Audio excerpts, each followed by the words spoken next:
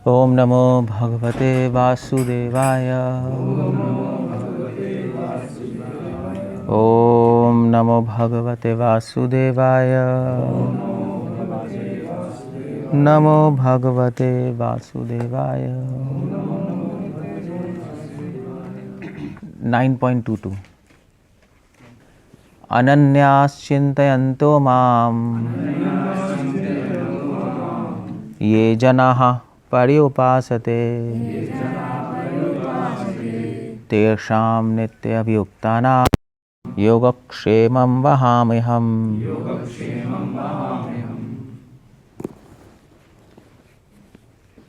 तेषां है, तेषां, तेषां नहीं है, गलत कर रहे हो। श नहीं है, श तालू ऊपर लगानी पड़ेगी। श तेषां इस तरह से बोलते हैं। ओके, इसका पर्पट बहुत अच्छा है श्रील प्रभुपाद का, और बहुत सारे पॉइंट्स हैं इस श्लोक के अंदर आपको। ओके, अनन्यास चिंतयन्तो माम ये जना पर्युपासते तेषां नित्यअभियुक्तानां योगक्षेमं वहाम्यहम्। Beautiful verse, beautiful translation, beautiful commentary by Srila Prabhupada. Okay, हम एक एक वर्ड लेंगे और उस पर डिस्कस करेंगे।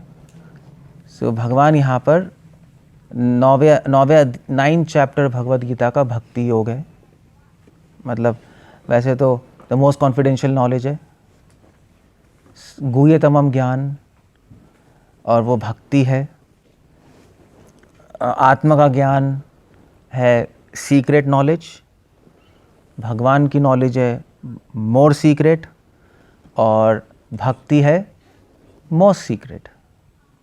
इस तरह से श्रील प्रभुपाद भी सारे आचार्य डिफाइन कर रहे हैं।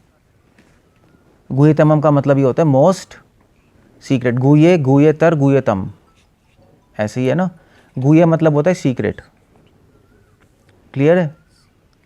सीक्रेट नहीं होता, सीक्रेट मतलब रहस्य।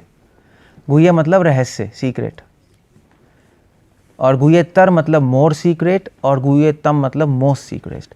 जैसे कि द्वारका, मथुरा और वृंदावन। द्वारका को कहते हैं कैसे कैसे कहते हैं, क्या था, शुद्धम विशुद्धम परसत्वम। हाँ, सो द्वारका धाम प्योर है, मथुरा धाम मोर प्योर है, और वृंदावन धाम मोस्ट प्योर है। इस तरह से ये चैप्टर्स डिवाइडेड है। सो इस श्लोक के अंदर भगवान ने भक्ति की बात की, स्पेसिफिकली भक्ति की, कि एक्चुअली भगवान की भक्ति क्या है, भगवान का प्रेम क्या है, what is love of God, और भगवान क्या एक्सपेक्ट करते हैं हमसे, और किस तरह से हमसे आदान प्रदान करते हैं। वो सारी चीज़ें यहाँ पर है। संबंध, अभिधेय, प्रयोजन तीनों हैं यहाँ पर। मैं बताऊँगा कैसे, तीनों के तीनों हैं, संबंध, अभिधेय और प्रयोजन। ओके, भगवान पहले कह रहे हैं कि पहले संबंध की बात कर रहे हैं। अनन्यास चिंतयन्तो माम, ये जो लाइन है, आवाज नहीं आ रही उधर से। ओ अच्छा, इसलिए फ़ोन कर रहे हैं, पता नहीं, वो तो बलदेव को देखना पड़ेगा, आवाज़ क्यों नहीं आ रही। हरे कृष्णा हरे कृष्णा, पता नहीं क्या क्यों नहीं आवाज़ आ रही। हरे कृष्णा हरे, अब आ रही है, पूछो उनसे, पता नहीं। उनसे वो दिखाई दे रहे हैं, आवाज़ आ रही है, हाथ ऊपर कर दो। आ रही है, कर रहे हैं, बस ठीक है, छोड़ दो, हो गया। सो अनन्या चिंतयन्तो माम, ये है संबंध ज्ञान। स्पेशली अनन्य वर्ड में। सो अनन्य शब्द का मतलब क्या है? अन्य का मतलब होता है और कोई, और अनन्य मतलब और कोई अन्य नहीं। वैसे तो संस्कृत में जो अगर आप नेगेटिव करना चाहते हो तो पहले क्या लगाते हैं, अ, है नहीं। जैसे आप बोलो, कैसे बोलूं, मर मतलब मरना, उसके पहले अ लगा दो तो अमर मतलब जो नहीं मरता। तो अन्य के पहले क्या लगाना है, अ लगाओगे तो क्या बन जाएगा अन्य। वो बोल नहीं सकते ना, इसलिए संस्कृत के रूल संधि में न लगा दिया। अनन्य बोलने में आसानी होती है। सो अ से पहले आप अ नहीं लगा सकते, वॉवल के पहले वॉवल नहीं लगा सकते, रूल है, क्योंकि बोलना मुश्किल है। ई अब ई के पहले ई नहीं लगा सकते, ई हो जाएगा, अ के पहले अ हो जाएगा, ऊ के पहले ऊ हो जाएगा, या अगर ऊ के पहले अ लगा दो तो क्या बन जाएगा? बड़ा फनी सी लैंग्वेज बन जाएगी। इसलिए वॉवल के पहले न लगा देते हैं या म लगा देते हैं, संस्कृत का रूल है। तो क्या बन गया?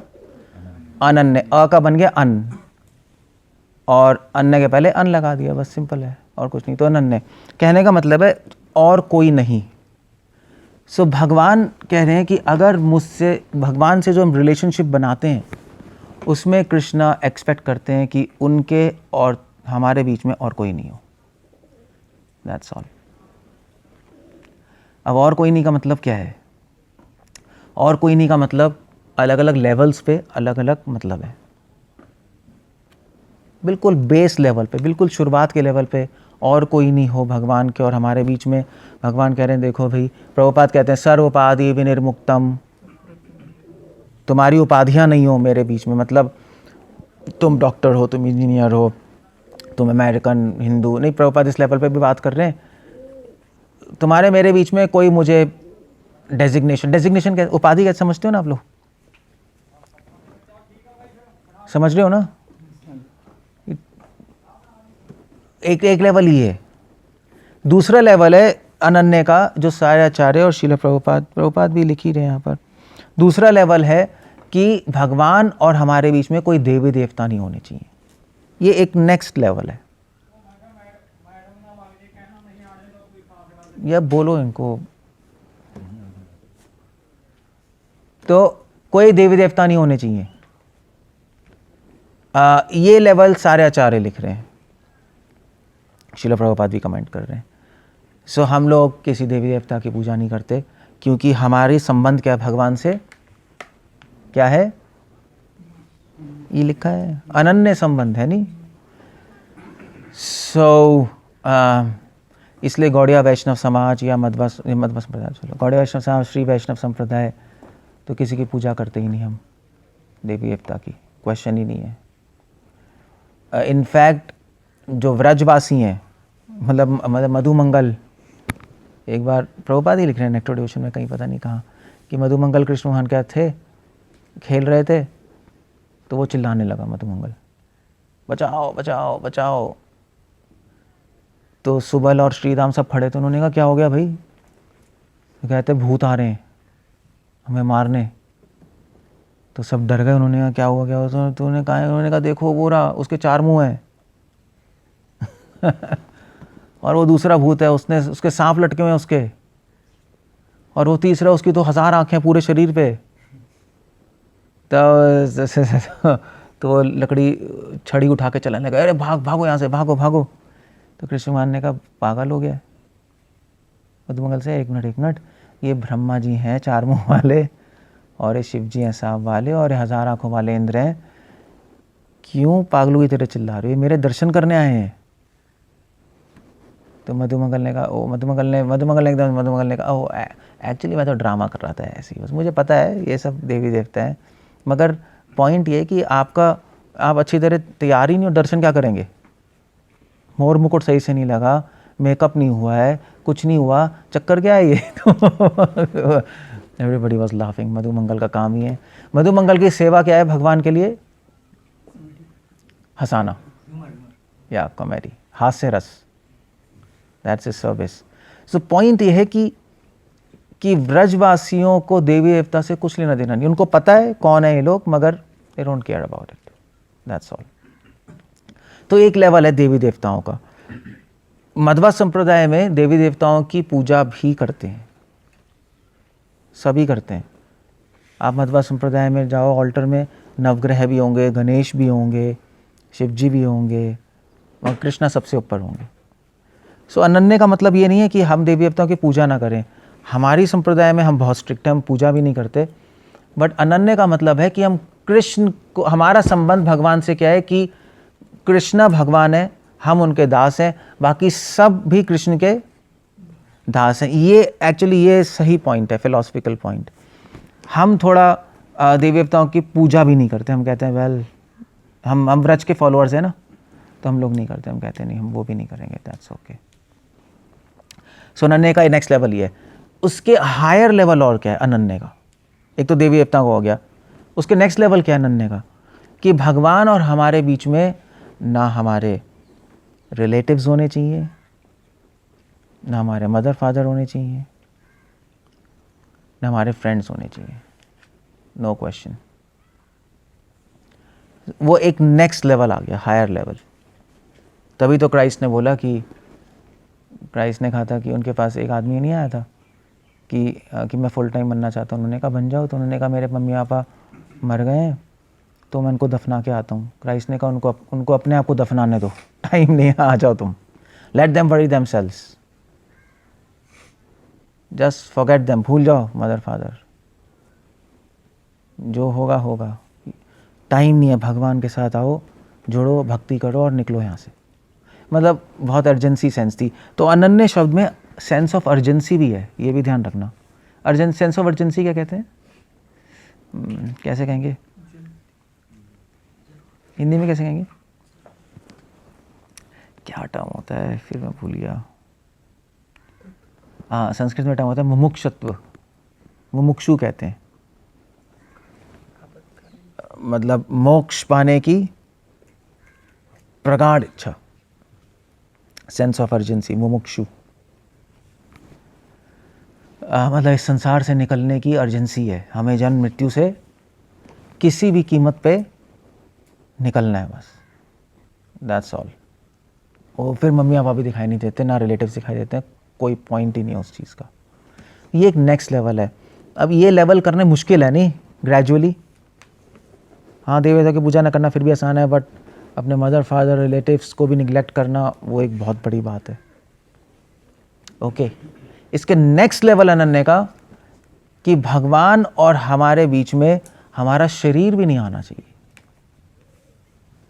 अब ये बहुत मुश्किल लेवल है, क्योंकि सबसे ज़्यादा आसक्ति किसमें है हमें, अपने शरीर में। That's very difficult.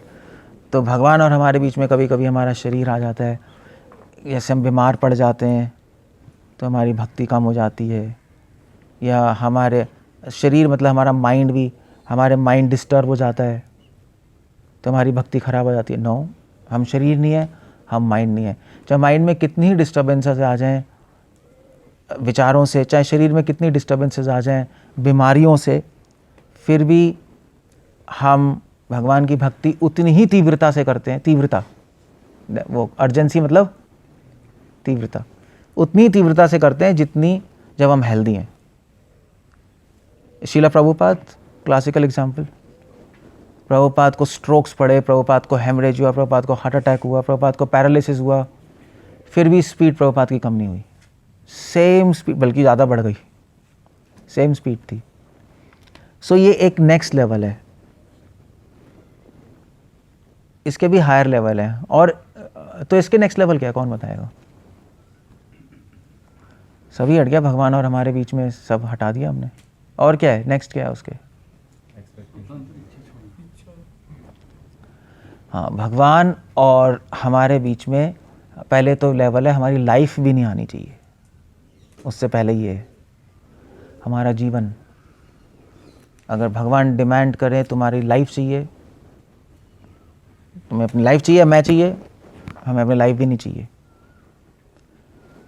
और इसी को मतलब आई मीन टू से जितने भी प्योर डिवोटीज़ हैं उनकी लाइफ में आप देखो, उन्हें अपनी लाइफ रिस्क में डाली है भगवान की सर्विस के लिए। श्रील प्रभुपाद, भक्ति सिद्धांत, सब लोगों ने। इसीलिए भगवान अपने डिवोटीज़ को कभी कभी ऐसी रिस्क में डालते हैं जिसमें चॉइस हो जाती है लाइफ या कृष्णा। जानबूझ के डाल देंगे कि जिससे और लोग सीख जाएं उनके एक्शन से कि इन्होंने किसको चूज किया है, कृष्ण को, अपनी लाइफ को नहीं किया।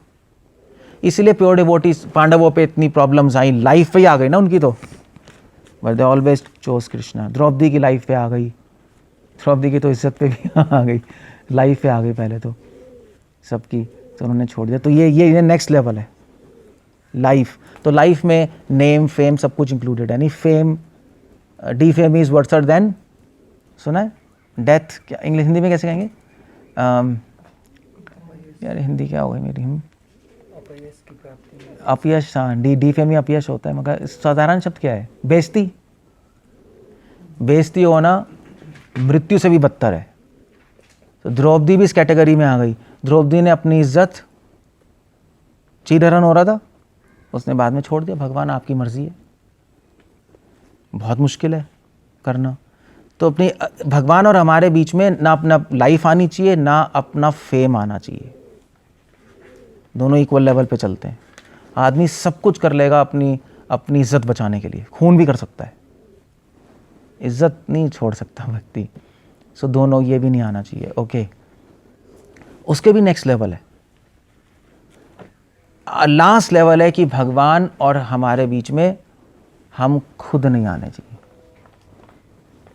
हम खुद मतलब हमारी इच्छा, स्वतंत्र इच्छा भी नहीं आनी चाहिए भगवान और हमारे बीच में। हमें खुद को इरेज करना पड़ेगा। भक्तिविनोद ठाकुर लिख रहे हैं, इरेज मतलब मायावादी सेंस में नहीं, हमें अपना खुद की जो इंडिपेंडेंट, जो स्वतंत्र हम सोचते रहते हैं अपने हार्ट में कि हम ये करेंगे, भगवान से डिस्कनेक्ट होके वो हैबिट छोड़नी पड़ेगी। स्वतंत्र इच्छा वो भी नहीं आनी चाहिए। तो एक्चुअली बुद्धिज़्म में सेम कॉन्सेप्ट है। क्या कहते हैं उसको, मतलब उनके भगवान तो कॉन्सेप्ट होता नहीं, मोक्ष ही होता है। मतलब मोक्ष और हमारे, निर्वाण और हमारे बीच में ना हमारे लाइफ आनी चाहिए, उसको बोलते हैं, क्या कहते हैं उसको, मैंने 3 चीज़ बताई थी। हाँ, हमारी लाइफ नहीं आनी चाहिए, मतलब हाँ, तद यह तो हमारी इच्छा नहीं आनी चाहिए, हमारी इच्छा नहीं आनी चाहिए भगवान और हमारे बीच में, हम खुद नहीं आने चाहिए, उसको कहते हैं तद यह, स्वतंत्र इच्छा।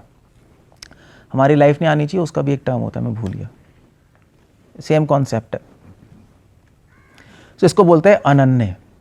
अब ये करना बहुत मुश्किल है, अपने आप को हटाना भगवान और हमारे बीच में से, वो सबसे मुश्किल काम है, आप नहीं कर पाओगे। मतलब आप ये तो आपको इलॉजिकल भी लगेगा, मेरे और भगवान के बीच में क्या, कौन खड़ा है? हम खुद। यही सबसे बड़ी माया है, सबसे बड़ी माया है। आपको समझ ही नहीं आएगा, आप कहोगे मैं खुद खड़ा हूँ, मैं भगवान से तो रिलेशनशिप बनाना चाहता हूँ और मैं खुद खड़ा हूँ बीच में। यही है बस। जिसने ये सीक्रेट समझ ली वो माया से बाहर हो जाएगा, जिसने सीक्रेट नहीं समझी वो माया में रहेगा। क्योंकि आप सब कुछ हटा दोगे, अपने आप को नहीं हटा पाओगे।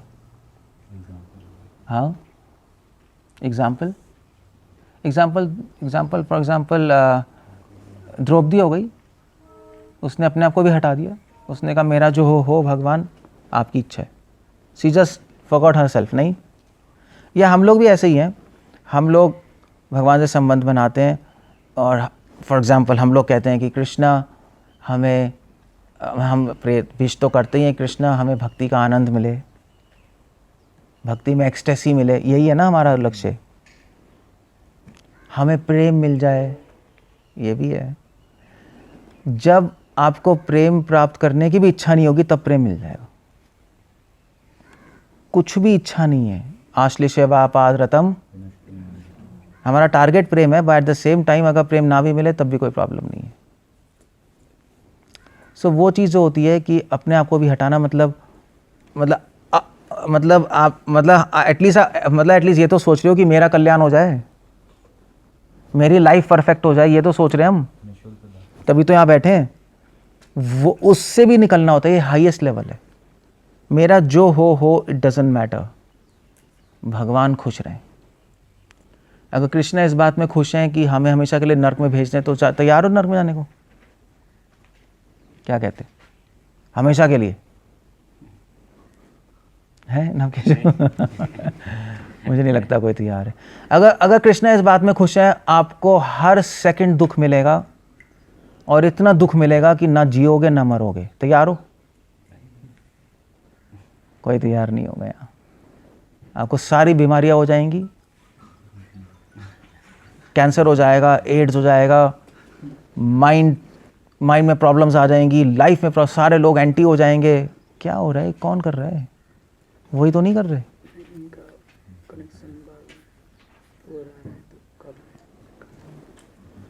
सो उनको बोलो वीडियो ऑफ कर दें। सो अगर ऐसा होगा तो फिर हम नहीं करेंगे ना, नहीं करेंगे ना, मगर राधा रानी कर लेंगे, गोपियाँ कर लेंगे, वो तैयार है इस चीज़ के लिए। तभी तो भगवान को प्रिय है। दे कैन चूज़ एनीथिंग, बस उनके लाइफ में कृष्णा हैप्पी रहने चाहिए, उनका ये एम है। इसको बोलते हैं अनन्य। अनन्य मतलब कि हमारा टारगेट है केवल भगवान खुश रहें, दैट्स द आइडिया। वो अभी नेक्स्ट आ जाएगा। तो अनन्य मतलब ये संबंध ज्ञान है, अनन्य। क्लियर हो गया? ओके, अब क्वेश्चन ये आता है कि भगवान ऐसा चाहते क्यों हैं कि उनके और हमारे बीच में कोई और ना रहे? It's a very selfish person, नहीं? बड़ी अजीब सी बात है। ऐसा क्यों चाहते हैं? Why does he want that? हमारे कल्याण के लिए। क्यों? अगर बीच में कोई आएगा तो फिर पूर्ण समाप्ति नहीं हो पाएगी। भगवान इसलिए ऐसे चाहते हैं क्योंकि प्रेम का स्वभाव ये है, प्रेम की नेचर ही है। जैसे वाइफ चाहती है हस्बैंड को कि तुम किसी से बात नहीं करो, किसी से अफेयर नहीं करोगे। हस्बैंड अगर किसी औरत से भी बात कर लेगा, वाइफ जल के भुन के मर जाएगी, तूने बात कैसे की उससे? प्रेम का स्वभाव है एक्सक्लूसिवनेस। वही रूपा गोस्वामी ने प्रेम की परिभाषा में लिखा है। प्रेम की परिभाषा क्या है, कौन बताएगा? नष्ट होने के लिए संस्कृत श्लोक क्या मैं बता चुका हूँ? क्या क्या है श्लोक? हरि बोल, आपने पढ़ा दिया इनको? क्या है? हृदय से मार्सनियो, क्या है ऐश्वरी? हृदय से मार्सनियो ममता अतिशांकित भावे व सांद्राना आत्मा बुद्धि प्रेमा निगद्यते।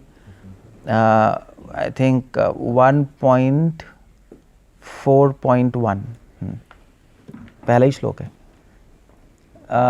भक्ति रसामृत सिंधु पूर्व विभाग, ये तो आप विभाग को समझ आ गया ना, विभाग। हाँ, पूर्व विभाग चौथा अध्याय पहला श्लोक, प्रेम की परिभाषा। सो अनन्य शब्द में प्रेम का स्वभाव है। हृदय से मार्सने ममता अतिशयांकिता। ममता अतिशयांकिता रूपा गोस्वामी श्रील प्रभुपाद इंग्लिश में लिख रहे हैं पोसेसिवनेस। ममता होती है ना, जैसे माँ के लिए, माँ की बच्चा से ममता है। ममता मतलब कि बच्चा मेरा है नहीं, मेरापन। या बच्चा सोचता है मम्मी मेरी है। सो उसको कहते हैं ममता, पोजेसिवनेस। ये प्रेम का स्वभाव है। एक प्रेम के 3 स्वभाव हैं, रूपा गोस्वामी लिख रहे हैं। हृदय से मार्सनिया, प्रेम का स्वभाव है कि हृदय पिघल जाता है।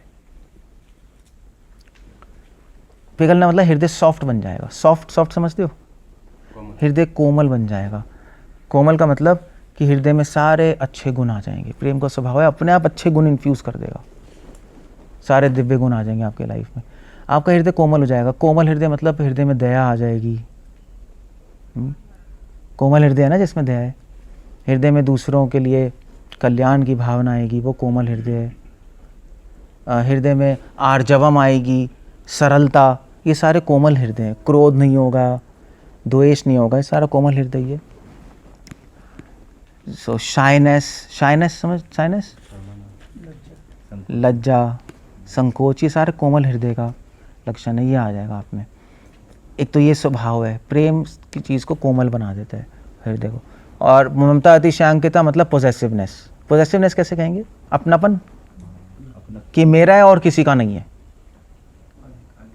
हाँ, ये मेरा है और किसी का नहीं है। हाँ, मतलब अधिकार जमाना, वो प्रेम का लक्षण है। और तीसरा भाव है वसानात्मा। प्रेम आपको आनंद के सागर में डुबो देगा। आनंद के सागर नहीं, बेसिकली भाव में, रस में डुबो देगा।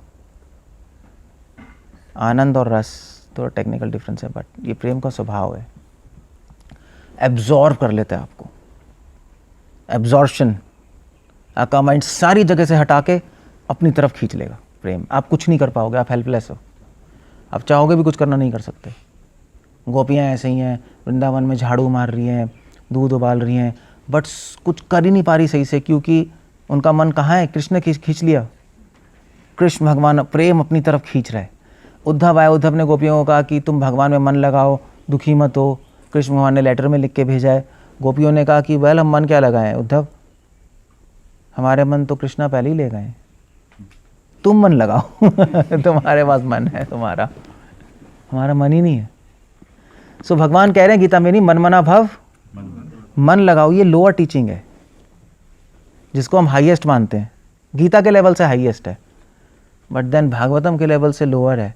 क्योंकि भागवतम में कृष्णा कह रहे हैं मुझ में मन लगाओ, वेल गोपियाँ कह रही हैं हमारा मन ही नहीं है ही नहीं, मन लगाएं क्या। ये प्रेम का स्वभाव है। तो अनन्य मतलब पोजेसिवनेस। भगवान कहते हैं तुम मेरे हो और मेरे ही रहोगे, इसलिए कृष्णा कह रहे हैं अनन्य, क्योंकि जब तक अनन्य भाव नहीं आएगा तब तक प्रेम नहीं हो सकता। क्लियर है? या कृष्णा कह रहे हैं तुम मेरे हो और किसी के नहीं हो सकते और ना हो पाओगे, और इसीलिए हमें मृत्यु आती है। हम मरते क्यों है? भगवान को खुशी होती है हमें मारने में? क्यों मरते हैं बलराम? आंसर बता दिया मैंने, क्यों मरते हैं? जल्दी बताओ। है जिससे भगवान को बहुत खुशी हुआ है ना? क्योंकि भगवान के अलावा कोई दूसरा उनका नहीं हो सकता, इसलिए क्योंकि कृष्णा चाहते हैं हम उनके ही हों और किसी के नहीं। मतलब प्रेम है ही ऐसा, तुम मेरे हो और किसी के नहीं हो सकते। अगर और किसी के होना चाहोगे तो मैं तुम्हें मार दूंगा, यही प्रेम है। और इसका इसका इसका इसका पर्वर्टेड रिफ्लेक्शन समझते हो? इसकी परछाई संसार में भी दिखाई देती है। तो प्रेमिका अगर किसी प्रेमी किसी से प्रेम करता है तो वो उसको शूट कर देती है, नहीं यही कहते हैं ना पिक्चर में, तो मेरे नहीं हो सकते तो किसी के नहीं हो सकते, धाड़, और फिर अपने आप ही धाड़। सेम यहाँ चल रहा है। प्रेम बहुत इंटेंस पोजेसिव, ममता अतिशयांकिता। ममता छोटी मोटी नहीं है, अति शब्द इस्तेमाल किया है, अतिशयांकिता। अति भी रूपा गोस्वामी को लगा काफी नहीं है, बहुत ज्यादा ममता नहीं। शयांकिता मतलब होता है जिसका कोई अंत ही नहीं है, मतलब सेटिस्फाइड नहीं थे अति लगाकर। मैंने कहा ये भी कम है। अतिशयांकिता जिसका कोई क्षय नहीं है, क्षय अंत नहीं है, जिसका कोई अनलिमिटेड है। और जब अनलिमिटेड ममता होती है तो उसमें डेंजर भी होता है, दे कैन किल यू। इसलिए कृष्ण हमें मार देते हैं बार बार। इसलिए मृत्यु, मूर्ख के लिए मृत्यु बहुत डरावनी चीज़ है। बुद्धिमान व्यक्ति के लिए मृत्यु एक साइन है कि कृष्णा लव्स अस। बुद्धिमान व्यक्ति मृत्यु में भगवान का प्रेम देखता है, मूर्ख मृत्यु में भय देखता है। That's how it goes. प्रेम है तभी तो मार रहे हैं। So, मृत्यु एक एविडेंस है कि कृष्ण हमें प्रेम करते हैं।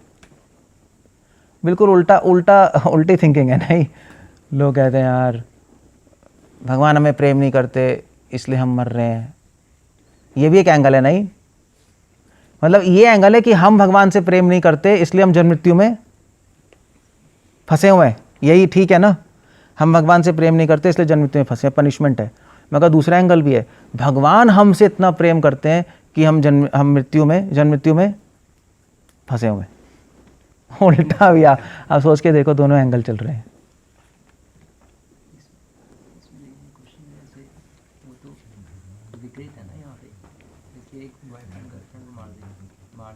विकृत है मतलब परछाई है, जो यहाँ हो रहा है वो वही नहीं हो रहा है। विकृत का मतलब होता है कि यहाँ द्वेष से हो रहा है, वहाँ प्रेम से हो रहा है। यहाँ जो प्रेम है वो काम वासना है, वो अपने लिए हो रहा है। वहाँ भगवान प्रेम है, वो हमारे लिए कर रहे हैं, उसमें हमारा कल्याण है। तुम मेरे नहीं हो सकते तो किसी के होगे, तुम दुखी रहोगे, इसलिए बेटर है मर जाओ, फ्रेश स्टार्ट करो, फिर मरो, फिर सेट करो, मेरे पास कनेक्ट हो किसी तरह। तो दोनों चीज़, हम जन्म मृत्यु में क्यों फंसे हुए हैं?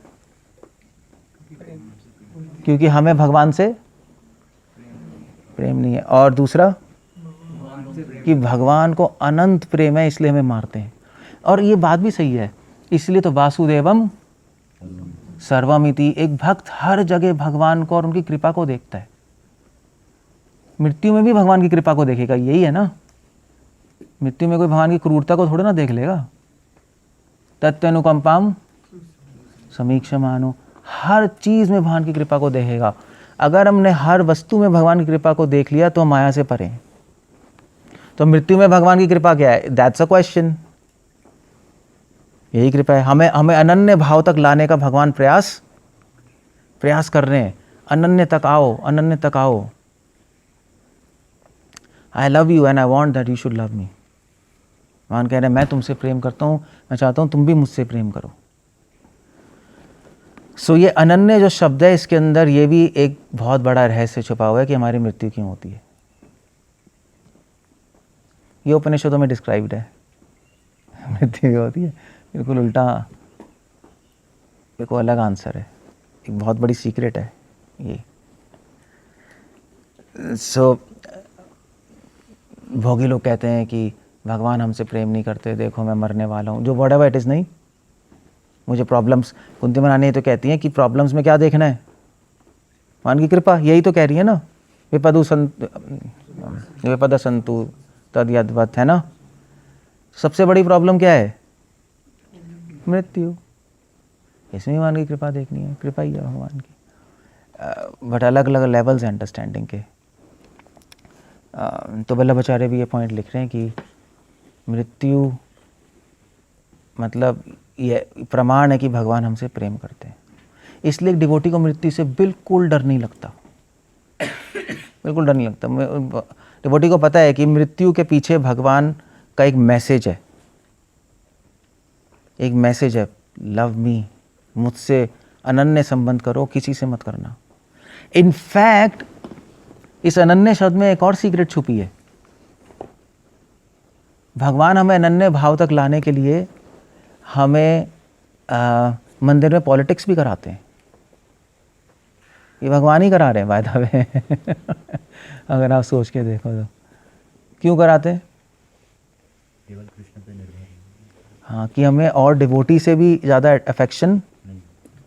हाँ, ये भक्तों से भी आएगी तब, मतलब भक्तों से नहीं, मतलब भक्तों से तो होनी चाहिए, अगर व्यक्ति से हो जाए वहाँ पर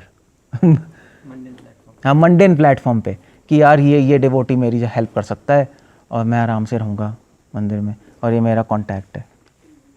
नहीं, ये कांटेक्ट कैसे कहते हैं? मेरे सपोर्टर्स हैं, यू नो। बहुत बड़ी प्रॉब्लम है। आप फंस गए। मतलब मायापुर में तो सारे बंगालियों का यही हाल है। अपने गुट बने हुए हैं। हाँ भैया, ये काम आएगा, ये काम आएगा, ये काम आएगा। बड़े मंदिरों में, सारे जुहू में भी ऐसी। कहाँ है जुहू? कौन है जुहू से यहाँ? क्यों अंबर और विवेक? यही है ना। सब बड़े बड़े टेम्पल से तो गुट बन ही जाते हैं। ये मेरा सपोर्टर है, सपोर्टर है, उससे कांटेक्ट है, टेम्पल प्रेसिडेंट से मेरा चलता है। मैं बोलूँगा that's a very bad thing. Bad भाव गलत है। इसलिए भगवान पॉलिटिक्स कराते हैं कि आपका सबसे फेथ हट जाए, भगवान पे फेथ आ जाए। यहाँ कोई हेल्प, संसार में सिर्फ एक ही व्यक्ति काम में आएगा। कौन है? कृष्ण। सो हाँ, डिवोटीज एक स्पिरिचुअल प्लेटफॉर्म पे हमें सबसे भाईचारा और अफेक्शन है। ठीक है, सारे डिवोटीज़ हैं, हम एक साथ हैं, हम भगवान का डिस्कस करेंगे, है ना, वो अच्छा है। मगर एक भौतिक स्तर पे नहीं होना चाहिए, और जो हो जाता है रहते रहते चीज़ें। सो इसलिए पॉलिटिक्स भी कराते हैं। इस सब हम अनन्य भाव तक लाने के लिए ही हो रहा है सब कुछ। और एक इंटेलिजेंट, एक बुद्धिमान व्यक्ति देखता रहता है, वो बिल्कुल डिस्टर्ब नहीं होता। उसके साथ ज़्यादा पॉलिटिक्स चल रही होगी, वो बड़ा खुश है। डिवोटीज और डिस्टर्ब हो जाते हैं कि प्रभु जी हम भक्ति करने आए हैं, देखो मंदिर में ऐसा हो गया, उसने ऐसा कर दिया, इसने ऐसा कर दिया, इसने क्या हो रहा है। कुछ नहीं, सब भगवान की परमिशन से ही हो रहा है। हम भूल जाते हैं सब कुछ भगवान की परमिशन से होता है, कुछ भगवान के आउट ऑफ कंट्रोल नहीं है। मतलब आप क्या कहते हो कि मंदिर में पॉलिटिक्स क्या भगवान के आउट ऑफ कंट्रोल चल रहा है? क्या कहते हो बताओ, हाँ या ना? क्या कुछ तो आंसर करो, क्या शक्ल देख रहे हो मेरी? मंदिर में पॉलिटिक्स किसकी मर्जी से हो रही है? भगवान की मर्जी से हो रही है, कितने लोग कहते हैं? भगवान की मर्जी से नहीं हो रही, कितने लोग कह रहे हैं? अगर भगवान की मर्जी से हो रही है तो मैं डरना क्या है, डिस्टर्ब क्या होना है? भगवान की मर्जी के बिना कुछ नहीं होता, स्पेशली स्पिरिचुअल चीज़ों में, स्पेशली मंदिर के बाहर तो फिर भी शायद हो सकता है। मंदिर तो भगवान का घर ही है, यहाँ भगवान की मर्जी के बिना कुछ नहीं होगा। हाँ, ठीक करने का भगवान की मर्जी से हो रहा है, इसका थोड़ा ना मैं ठीक नहीं करनी। भगवान ने खराबी इसलिए किया है कि तुम ठीक करना सीख जाओ। ना ठीक करना कैसे सीखेंगे? That's all. भगवान की कृपा है, उसको ठीक क्यों करना है? नहीं, कृपा यही तो है। जैसे बच्चा घर बनाता है मिट्टी का, पापा तोड़ देते हैं, दोबारा बनाओ, तो एक्सपर्ट बनता है वो। कुछ सिखाने के लिए तोड़ना भी पड़ता है, ये बात है। जैसे बद्री का आश्रम तोड़ दिया भगवान ने सिखाने के लिए, दोबारा बनाओ, सीखो कैसे बनाना है। ये अनन्य वर्ड बहुत इंटरेस्टिंग है। मतलब मैं आपको 1000 चीज़ें और बता सकता हूँ इस अनन्य में, बहुत सारे रहस्य छुपे हुए अनन्य में। आपको मेडिटेट करना पड़ेगा एग्जैक्टली, क्योंकि संस्कृत में संस्कृत की बात नहीं है तो भक्ति की बात है। आप संस्कृत से नहीं निकाल पाओगे ये सब बातें अनन्य में। संस्कृत से तो एक ही बात निकलेगी, अन प्लस अन्य, संधि चल रहा है। ये संस्कृत की बात नहीं है। भक्ति से अगर आप ध्यान लगाओगे तो बहुत अच्छे श्लोक हैं। ये भी रहस्य अनन्य में। ओके, ये है अनन्य। उसके बाद क्या कह रहे हैं भगवान? अनन्य में संबंध आ गया, ठीक है। चिंतयंतो में अभिधेय है। अनन्य चिंतयंतो, चिंतयंतो का मतलब क्या है? क्या है? हाँ, चिंतन का मतलब ही तो पूछ रहा हूँ। मेरा चिंता अपने ऊपर ले लो, या मेरे भगवान को टेंशन। भगवान ये नहीं कह रहे अनन्य स्मरणम, नौ, स्मरण और चिंतन में अंतर है। वो कौन सा श्लोक है? यम वापी स्मरण। भगवान ने स्मरण शब्द भी यूज़ किया गीता में, काफ़ी बार किया है। माम अनुस्मर युद्धे च, मेरा स्मरण करो। मगर यहाँ पे चिंतन वर्ड यूज़ कर रहे हैं। दोनों में अंतर है, हालांकि पर्यायवाची है बट फिर भी अंतर है। चिंतन में क्या होता है? स्मरणम प्लस चिंता, उसको चिंतन कहते हैं। आपका स्मरण में केवल स्मरणम है, मगर चिंतन में एक चिंता भी है। किस बात की? भगवान की सेवा की, यह इस बात की कि भगवान खुश हो रहे हैं या नहीं। तो बहुत डिफरेंस है इसके अंदर। एक्चुअली चिंतन वर्ड इस्तेमाल करके भगवान ने सहज्यों को एक किनारे लगा दिया, क्योंकि सहज्य क्या करते हैं? स्मरणम, चिंतनम नहीं करते। स्मरणम चल रहा है उनका, क्योंकि वो कर तो रहे हैं भगवान की लीलाओं का स्मरणम, अष्टकालीय लीला, ये लीला वो लीला, मगर सेवा की कोई चिंता नहीं। तभी तो वृंदावन में बैठे हैं राधा कुंड पे। और प्रभुपाद को चिंता है, तभी वृंदावन छोड़ के जा रहे हैं कि कैसे भगवान का यश फैलेगा। बहुत डिफरेंस है। इसलिए सहजे लोग स्मरण करते हैं, हम क्या करते हैं? हम चिंतन करते हैं थोड़ा। इसलिए भगवान ने स्पेसिफिकली चिंतन वर्ड यूज़ किया है। एक एंगल ये है सोचने का, एक एंगल है सोचने का। मगर फिर आप कहोगे श्रवणम कीर्तनम, तो वहाँ पे स्मरण क्यों किया है? क्या प्रहलाद महाराज सहज्य हैं क्या? वो उनको भी करना चाहिए श्रवणम कीर्तनम विष्णु चिंतनम। वैसे एक और श्लोक है भागवतम का जिसमें प्रहलाद महाराज 9 अंग बता रहे हैं भक्ति के, उसमें चिंतनम वर्ड है। चिंतनम, प्रीणनम, प्रार्थनम, मतलब यहाँ पे तो सॉरी, तो यहाँ पे कितने अंग बता रहे हैं? 9। उसमें 11 बता रहे हैं, 11 या 8। दो श्लोक हैं ऐसे अलग अलग, उसमें चिंतन बोल रहे हैं। वो क्यों नहीं चिंतन बोल रहे? क्या कहते हो? प्रहलाद महाराज सहज्य हैं क्या?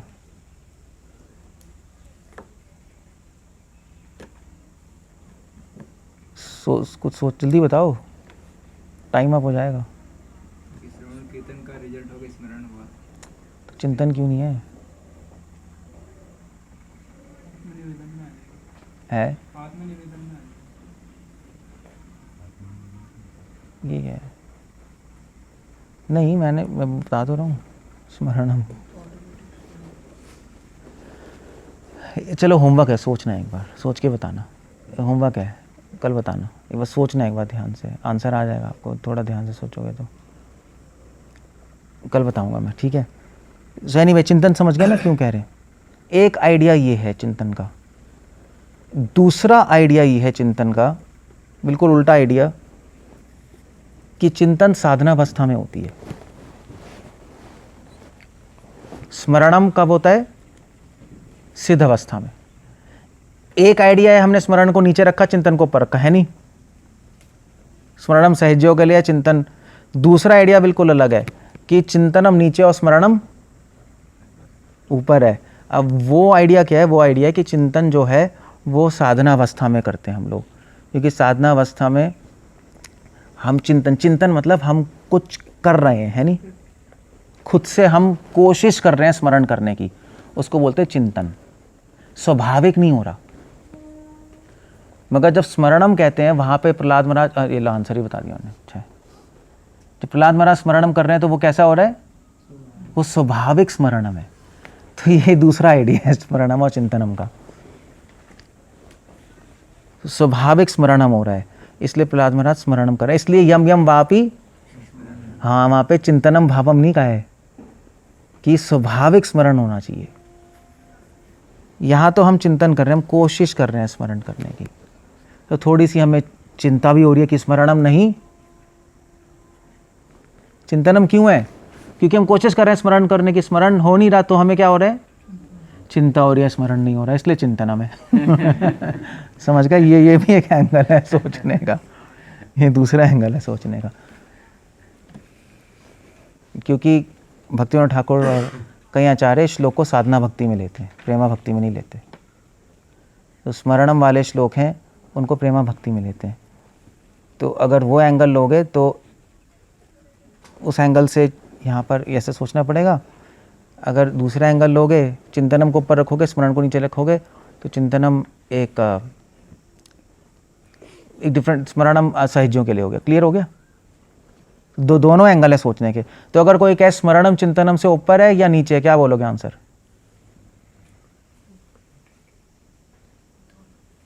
क्या बोलोगे निपुण? कौन? Divyanshu?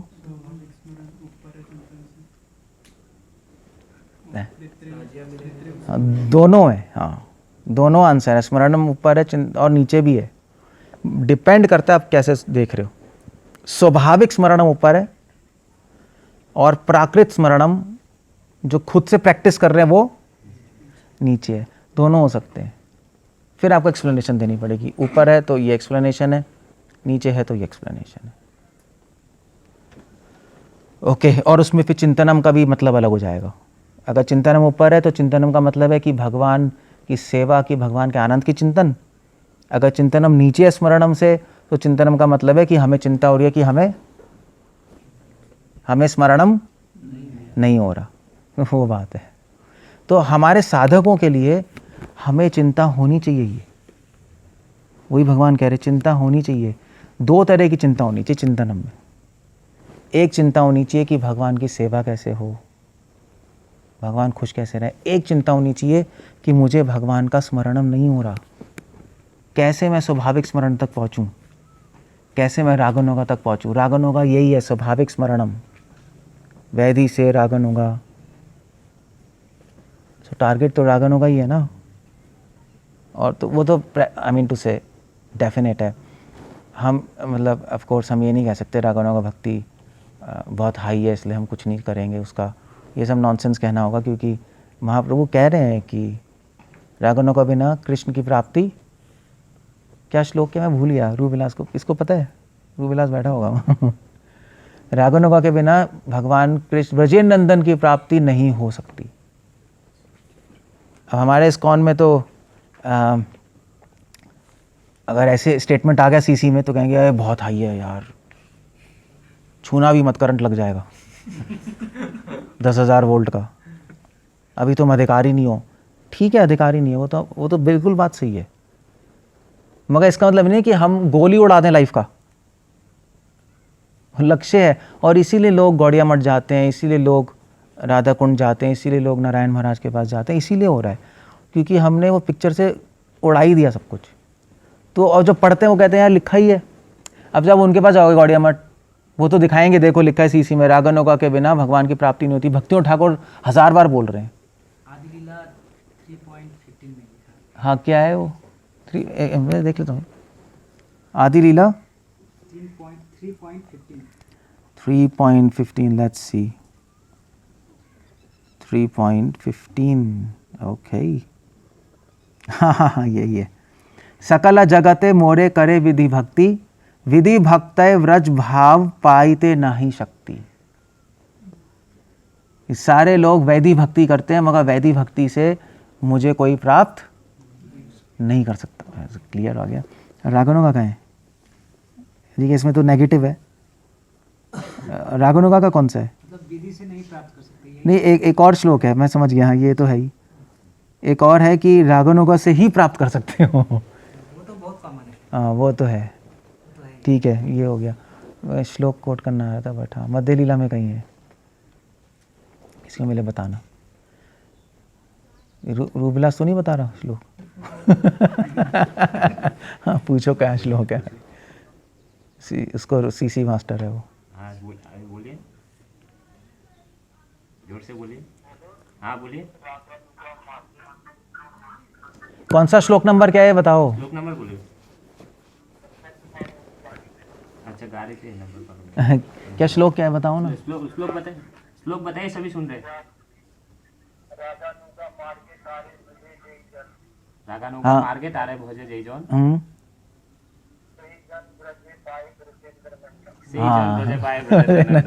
Okay, that's a verse. ठीक है. Okay good. Let's see. ये थोड़ा सीसी में एक्सपर्ट है रूपविलास. रागानुगा मार्गे क्या है? जय भजे कृष्ण भजे जय जन. भजे भजे सही जन पाए. ओके, ये रहा मध्य लीला 8.221. मध्य लीला 8वां अध्याय 221वां श्लोक. तो पहला वाला कौन सा था? आदि लीला 3rd चैप्टर और 15th वर्स. उस श्लोक में है कि वैधि भक्ति से प्राप्त नहीं कर सकते. और मध्य लीला 8वां अध्याय 221वां श्लोक, इसमें रागानुगा से प्राप्त होगा. रागानुगा मार्गे तारे भजे जय जन, सही जन पाए ब्रजे ब्रजेंद्र नंदन. सब ब्यूटीफुल वर्स. अब पॉइंट ये है ना कि लिख लिया, नंबर लिख लिया. अब पॉइंट ये है कि अगर आपको कोई ये दिखा दे श्लोक तो आप इसको छोड़ दोगे. और इसीलिए छोड़ते इसलिए ही हैं. राधा कुंड गौड़िया मठ क्यों जाते हैं? क्योंकि वो कहते हैं यार इन्होंने सीसी उड़ा दी. हमारे इंस्टीट्यूशन में क्या है, मतलब रागानुगा भक्ति की कोई चर्चा ही नहीं, कुछ नहीं है, कुछ है ही नहीं ना, सिर्फ वैधि वैधि और वैधि. वो एक गलत एंगल है. वो एक्सट्रीम चले गए. हम एक्सट्रीम चले गए. हमारा प्रपोजल नहीं है कि रागानुगा भक्ति उड़ा दो. हमारा प्रपोजल है रागानुगा भक्ति है, हमारा गोल है. हम अभी अधिकारी नहीं और उसमें जाने का प्रयास करना चाहिए हमें. वैधि भक्ति सही से प्रैक्टिस करके भगवान की कृपा से फिर हम एंटर कर जाएंगे. मगर एंटर तब करेंगे जब हमारा गोल होगा. जब जो जाना ही नहीं चाहता तो कैसे पहुंच जाएगा? पकड़ के उन्हें ले जाएंगे भगवान. मगर गलती सहजियों की गलती है कि वो सीधा रागानुगा में चले गए. हमारी गलती है कि हम रागानुगा में जाना ही नहीं चाहते, वैधि भक्ति में पड़े हुए हैं. सो गौड़िया मठ का यही उनका राधाकुंड बाबा जी तो बेकार है. गौड़िया मठ स्पेशली उनका यही प्रपोजल है यार, तुमने तो एक दूसरे एक्सट्रीम में चले गए. भक्ति सिद्धांत ठाकुर कभी नहीं कहते थे ऐसा, ना रूपा गोस्वामी कह रहे हैं. सो इसलिए जो वर्ड है चिंतन की बात कर रहा हूँ ना. चिंतन वर्ड में ये सारे का सारा इंक्लूडेड है. जो एक रहस्य चिंतन वर्ड में कि आपको रागानुगा भक्ति में जाने का प्रयास करना है, टारगेट तो वो ही होना चाहिए. बट वैधि भक्ति सही से फॉलो करोगे तो मर्सी से एंटर होगे. बट स्वाभाविक स्मरणम हमारा टारगेट है. रागानुगा भक्ति का आधार स्वाभाविक स्मरणम है. रागानुगा भक्ति का आधार, सहज लोग कहते हैं रागानुगा भक्ति मतलब रोना भगवान के लिए या आकर्षण. मगर आकर्षण से हम लोग नहीं तोलते रागानुगा भक्ति. स्वाभाविक स्मरण से देखा जाता है. शरणम कीर्तनम विष्णु स्मरणम. क्योंकि आकर्षण तो सेंटिमेंटल भी हो सकता है. मेरी दादी को भी बहुत आकर्षण होता था. सबको आकर्षण है इंडिया में तो नहीं. उससे नहीं होगा. स्वाभाविक स्मरणम से होगा, दैट्स द आइडिया, जिसमें आपका स्मरण करने का प्रयास नहीं हो रहा, वह चिंतनम में प्रयास है। सो इसमें चिंतनम वर्ड में सीक्रेट है, सारी रागन होगा, वैधि, स्वाभाविक स्मरण में सब कुछ छुपा हुआ है इसमें। और इसीलिए ये आप संस्कृत देखोगे तो अनन्यास चिंतयन्तो, हाँ ये दोनों शब्द साथ में, अनन्यास चिंतयन्तो, इसकी संधि की है भगवान ने। इसका भी रूल फंक्शन होता है संस्कृत में, आप दो वर्ड मिलाओ ना मिलाओ, एक तो फंक्शन है छंद सेट करने के लिए, मीटर, मगर सिर्फ ये फंक्शन नहीं होता। दो वर्ड अगर मिलाए जाते हैं, उसकी संधि की जाती है, समास किया जाता है, उसमें उसका रोल है, क्यों मिला रहे हैं दो शब्द। तो अनन्य और चिंतयन्तो को भगवान ने एक साथ फ्यूज किया है, अनन्यास चिंतयन्तो माम, संधि है। क्यों दांत में जोड़ दिया? क्योंकि भगवान चाहते हैं दोनों साथ में चले। भगवान की भक्ति कैसे हो? अनन्य भाव के साथ और चिंतनम के साथ, माम, तब जाके परफेक्शन मिलेगी हमें। इनमें से एक भी कमी होगी तो नहीं।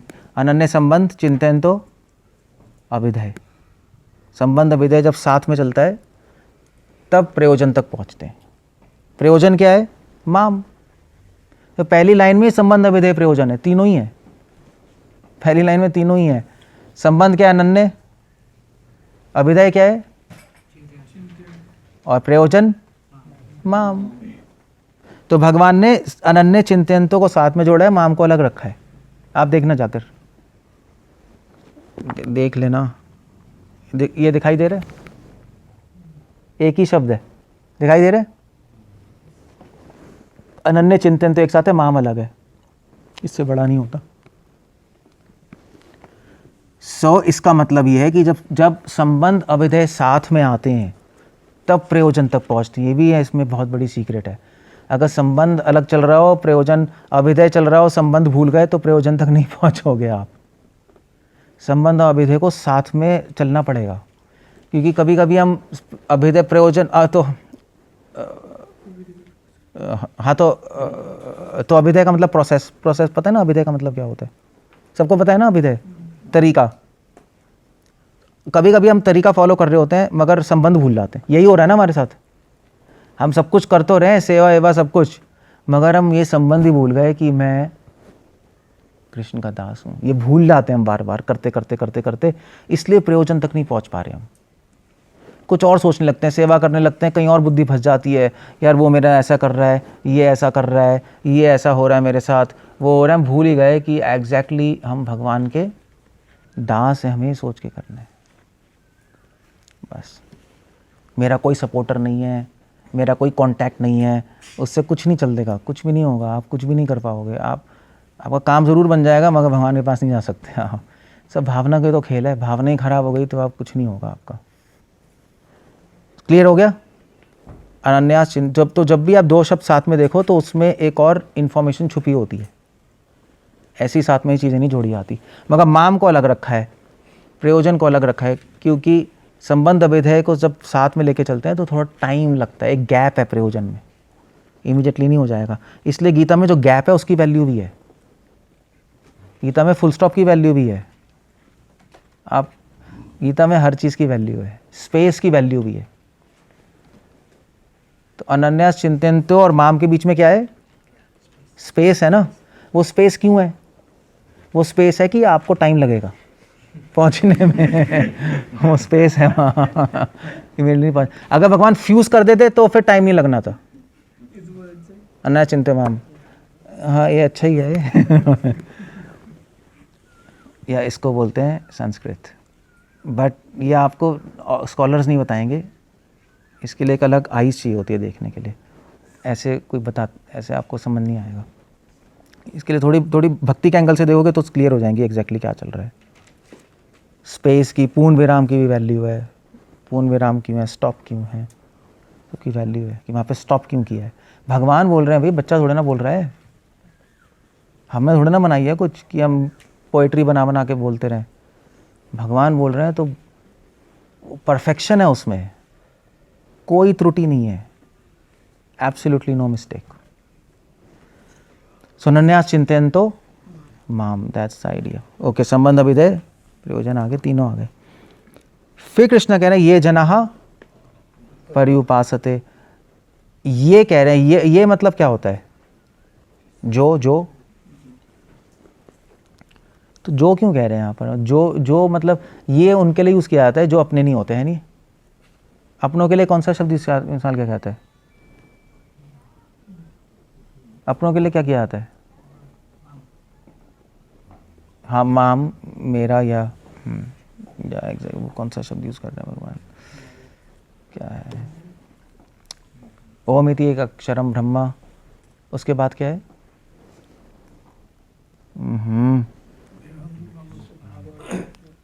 माइते तेषु ताप्यम। एनीवे, हाँ तो उसका नेक्स्ट श्लोक क्या है?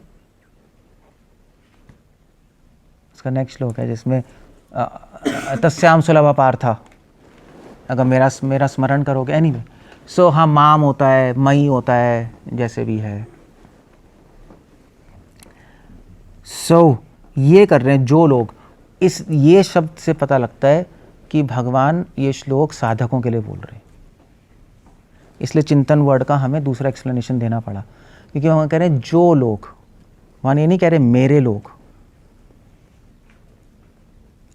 वहाँ ने थोड़ा डिफरेंस रखा है, जो लोग करते हैं।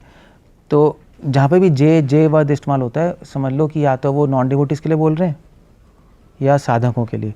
मतलब साधकों एक ऑफिशियल रिलेशनशिप है, मैं और मतलब एक वो नहीं है कि वो अपना समझते हैं, अभी पार्षद हैं। तो ये जना मतलब लोग। जना मतलब क्या होता है? लोग। मैं बटाला ही बोला था। जना शब्द से क्या वर्ड आ रहा है? जनानी। जनानी पता है ना, औरतों को बोलते हैं। जना मतलब मुझे ऐसा लगता है पंजाबी में जनानी बोलते हैं।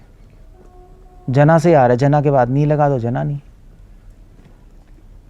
सो जना, आई मीन टू से गॉड इज मेल चौवनिस्ट, ऐसे कह सकते हो। ये जना, जो लोग पर्युपासते। पर्युपासते का मतलब क्या है? उपासना का मतलब होता है, वैसे टेक्निकली उपासना का मतलब होता है पास बैठना। उपासना, आसन, उपासना, आसन लगाओ पास में, उपासना, पास बैठना। सो कृष्ण कह रहे हैं कि जो लोग मेरा चिंतन करते हैं, अनन्य संबंध से मेरा चिंतन करते हैं, उससे क्या होता है? वो मेरी असली उपासना है। या कहने का मतलब उससे क्या होता है? उससे उपासना, उससे व्यक्ति मेरे कांटेक्ट में आता है, मेरे पास आता है उसका मन, या मैं उसके पास आता हूँ। जो लोग ऐसा करेंगे, मैं उसके पास आऊँगा, उसकी आत्मा के, उसके मन के पास आऊँगा मैं। तो किस रूप में पास आते हैं भगवान? कैसे आते हैं पास? कैसे आएंगे? क्या प्रसाद खाते हैं तो फील होगा निपुण कृष्ण पास आ गए? नहीं, ऐसा नहीं होगा। पास कैसे आएंगे? कृष्णा कह रहे हैं मैं उसके पास आता हूँ, उपासना। और परि उपासना, तो परि का मतलब क्या है? परि उपसर्ग है। परि का मतलब होता है, परि का मतलब होता है हाँ, तो परि से इंग्लिश का वर्ड आता है, इंग्लिश का वर्ड आता है आपका पेरीमीटर। पेरीमीटर, परि मतलब चारों तरफ से। मैं जो अनन्य तरीके से चिंतन करेगा मेरा संबंध अभिदय के साथ, मैं उसके पास आऊँगा, उसको चारों तरफ से उसको घेर लूँगा। इसका मतलब क्या हो गया? उसकी आत्मा को मैं घेर लूँगा उसके पास। उसका मतलब क्या है? प्रैक्टिकल मतलब क्या है? हमेशा कृष्ण भावना में रहना। हम ऐसे तो शीला प्रभुपाद यहाँ पे लिख रहे हैं, one who is unable to live for a moment without Krishna consciousness can not but think of Krishna 24 hours a day. जो कंप्लीटली कृष्णा कॉन्शियस है वो भगवान के बिना सोचे नहीं रह सकता। बट ठीक है, मगर प्रैक्टिकल मतलब क्या है? भगवान पास में आ रहे हैं, हमें कैसे पता लगेगा?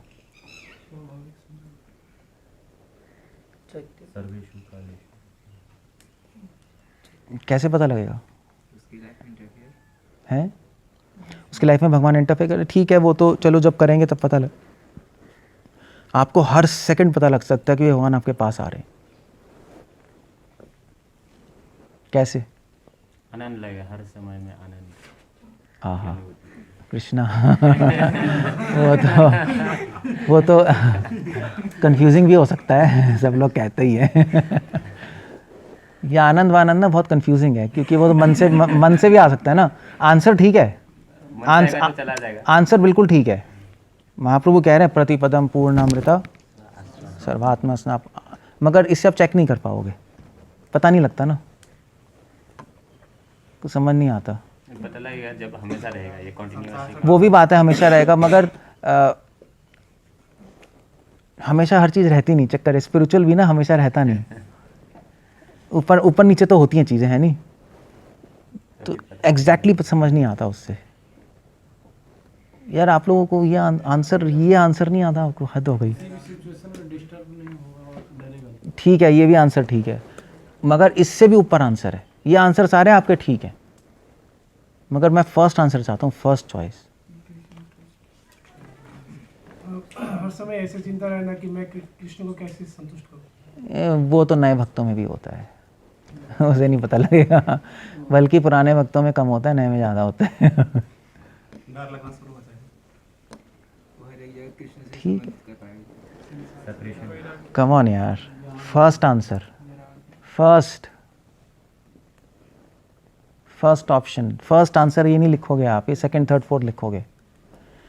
आपको पता लगेगा भगवान आपके पास आ रहे हैं चैंटिंग से। आप क्या कर रहे हो आप लोग? वो तो चैंटिंग करते वक्त हमेशा तो पता नहीं लगेगा। चैंटिंग के वक्त, चैंटिंग से रियलिटी पता लगेगी, रियलिटी चेक होगी।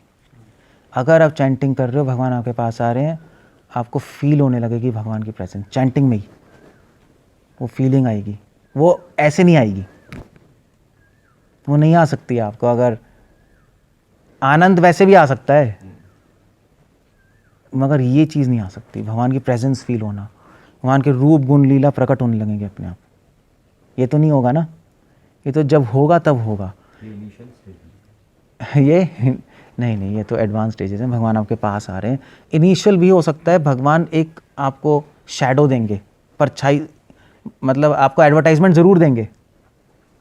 कभी कभी आपको कभी लगेगा कि भगवान मेरे साथ है, लगता है ना कभी कभी, जब बहुत अच्छी चैंटिंग होती है तो भगवान ने, मगर भगवान का नाम रूप गुण लीला अपने आप प्रकट होना वो बहुत हाई स्टेज है, वो अपने आप चालू हो जाएंगी चीज़ें। भगवान जब पास तो यही तो होगा, पास आएंगे तो प्रेजेंस ही तो फील होगी आपको। अपनी आत्मा में भगवान के नाम में भगवान फील होंगे आपको, अपनी आत्मा में फील होगा आपको क्या कहते हैं, अगर भगवान आपको फील होने अपने साथ, तो आपका वही करो, सारा भय खत्म, इन इमेंस कॉन्फिडेंस, रक्षिष्यति इति विश्वास। आपको ये कन्विंस हो जाओगे कि भगवान के सिवाय, भगवान के बिना, इनके इच्छा बिना कुछ नहीं होगा। तभी आप फिर डिस्टर्ब नहीं होगे, जो वो कह रहा है, ये सारे तभी सारी चीज़ें शुरू हो जाएंगी ना, परम आनंद आएगा। हमको प्रेजेंस फील होना ज़रूरी है। वो प्रेजेंस फील हो रही है, वो कैसे पता लगेगा? भगवान के नाम से रूप गुण लीला, वही तो रूप गोस्वामी कह रहे, रूप गुण लीला प्रकट होंगे। या तो आप कह लो रूप गुण लीला प्रकट होंगे, या आप कह लो कि भगवान अपने नाम में अपने आप को रिवील कर रहे हैं, या ये कह लो भगवान अपने हमारी सोल में हमारे अपने आप प्रेजेंस फील करा। अपने प्रेजेंस कैसे फील कैसे कहेंगे? आय हाय, हाँ यहाँ मतलब एक सिंपल वर्ड्स में इसको समझाओ बलराम को, तो आपका लेक्चर सही है।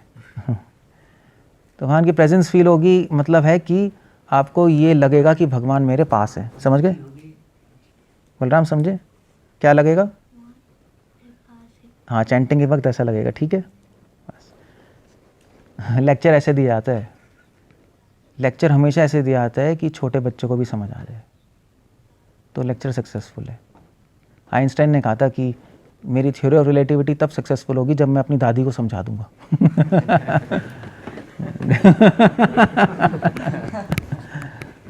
तो आपने अच्छी तरह समझा दिया।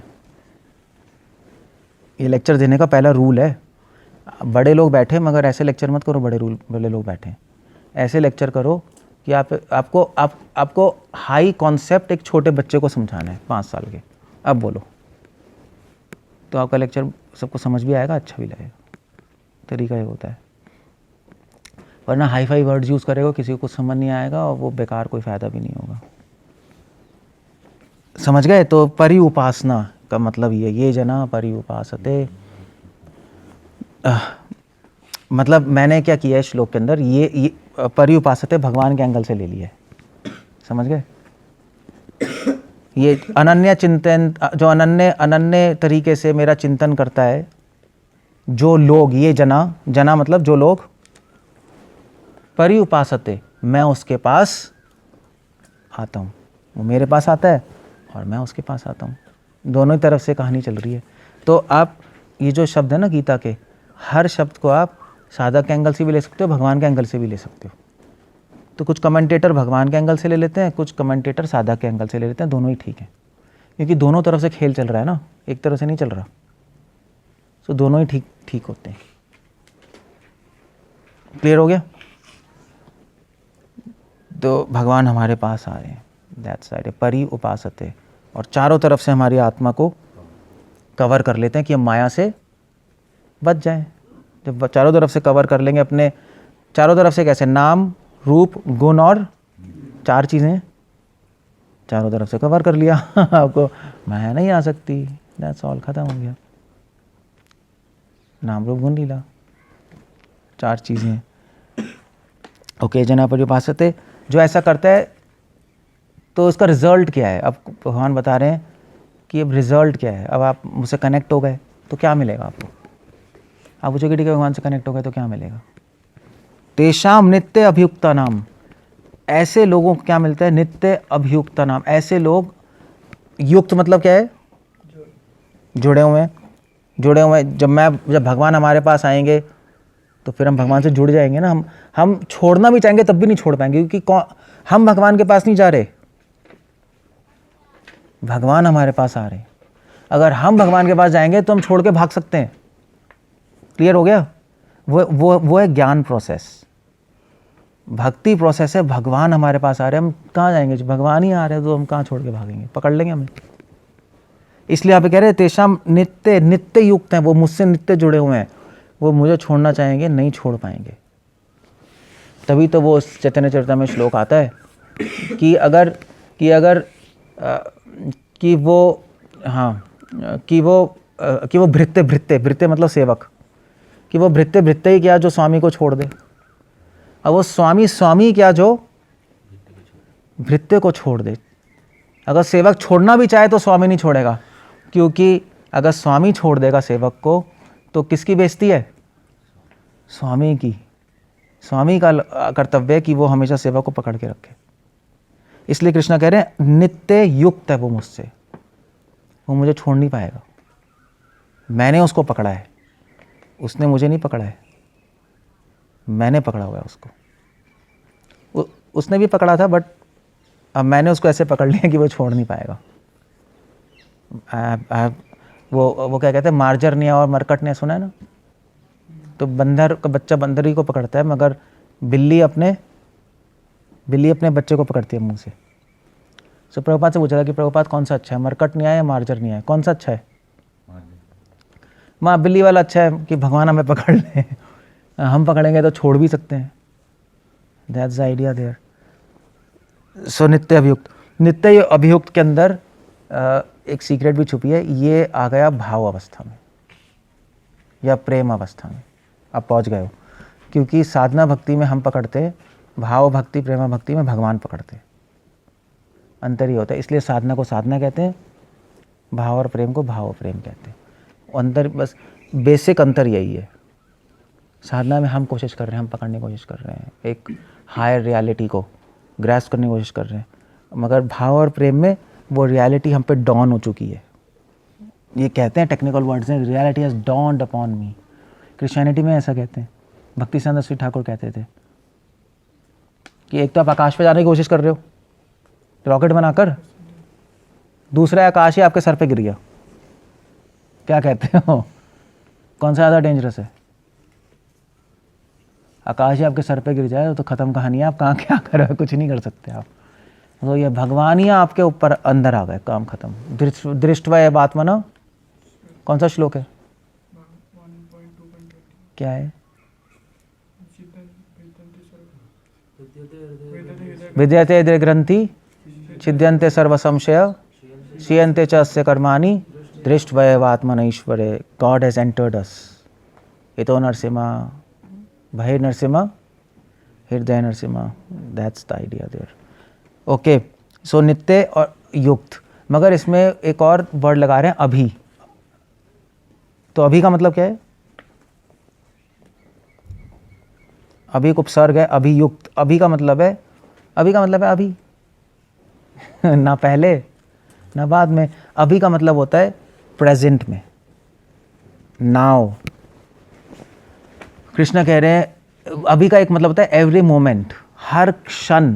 कृष्ण कह रहे हैं ऐसा डिवोटी हर क्षण मुझसे कनेक्टेड है और हमेशा के लिए कनेक्टेड है, क्योंकि अब मैंने उसको पकड़ लिया है. अब कुछ नहीं हो सकता. ये अनकंट्रोल सिचुएशन है. ये भाव और प्रेम की सिचुएशन. आप देख रहे हैं श्लोक में सब कुछ है. मैंने कहा था ना, संबंध, अविधेय, प्रयोजन, माँ भगवान भी आ गए और प्रेम भी आ गया. नित्य अभियुक्त मतलब प्रेम, प्रेम भाव की अवस्था में. तो उनको क्या मिलेगा? जो भगवान से कनेक्ट हो जाएंगे उनको प्रेम की अनुभूति होगी, भाव की अनुभूति होगी, वो उस लेवल पे पहुंच जाएंगे. और क्या मिलेगा? योगक्षेमम वहाँ में हम. तो भगवान क्या करेंगे? श्रील प्रभुपाद लिख रहे हैं यहाँ पर, क्षेम मतलब होता है जो आपके पास नहीं है वो दे देंगे. योग मतलब होता है जो है वो रख सकते हैं. इसके बहुत सारे मतलब हैं. क्या है हमारे पास? श्रद्धा है, उसकी प्रोटेक्शन करेंगे. क्या नहीं है? प्रेम नहीं है तो वो दे देंगे. एक मतलब ये. श्रील प्रभुपाद मतलब एक दूसरा मतलब लिख रहे हैं, क्षेम मतलब है कि भगवान की मर्सीफुल प्रोटेक्शन होगी. हमारे पास जो भक्त नहीं है उसके पास क्या नहीं है? भगवान की रक्षा ही तो नहीं है. वो तो कर्मों के बंधन में चलता जा रहा है, तभी उसकी लाइफ में पता नहीं क्या क्या हो जाएगा. हमारी लाइफ में भगवान की प्रोटेक्शन है.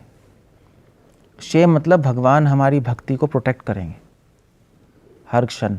अब उसके लिए भगवान को पनिशमेंट देनी पड़े, कृपा देनी पड़े, वो उनको ऊपर है, वो बात अलग है. But hill protect. प्रोटेक्शन का मतलब ये नहीं कि पनिशमेंट नहीं देंगे. प्रोटेक्शन का मतलब रक्षा करेंगे, चाहे जैसे ही हो, चाहे उसमें शायद आपको थोड़ा दुख भी मिले, बट आपकी भक्ति की रक्षा ज़रूर हो जाएगी. और योग मतलब है कि भगवान उस डिवोटी को गाइड करेंगे, हृदय से प्रेरणा देंगे कि वो भगवान को प्राप्त कर ले. बुद्धि देंगे, प्रेरणा देंगे, हृदय में समझने के लिए सारी चीज़ें.